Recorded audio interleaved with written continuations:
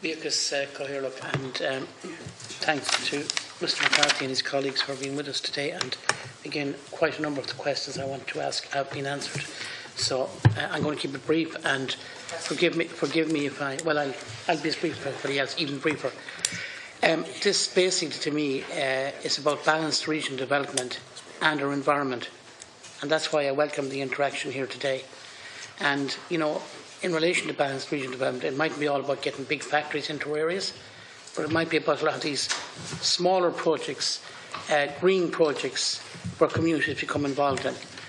Now, just sort of referring back to Deputy Sherlock and Deputy Pringle's questions, where you have community groups, and there's a plethora of them out there at the moment, who have really good plans for walkways, whether they're through bogs, hilly grounds or whatever, has all of those projects to go through the local authority?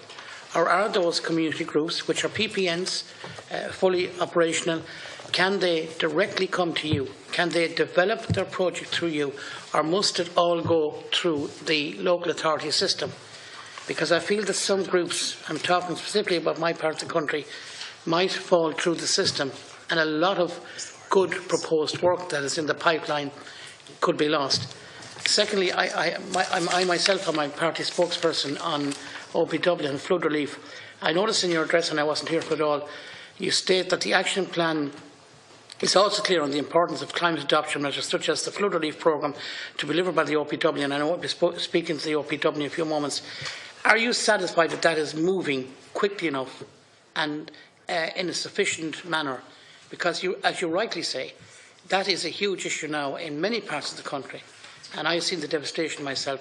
So just those two brief questions so I can get some clarity on them.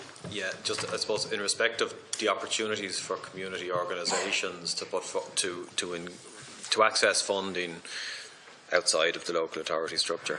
In LEADER, for example, you know, local action groups can engage with the LEADER company, generally the LCDC, but it's slightly parallel to the local authority structure. So there are opportunities, and a lot of the funding and a lot of the funding programmes that we run out will provide direct access opportunity for community organisations.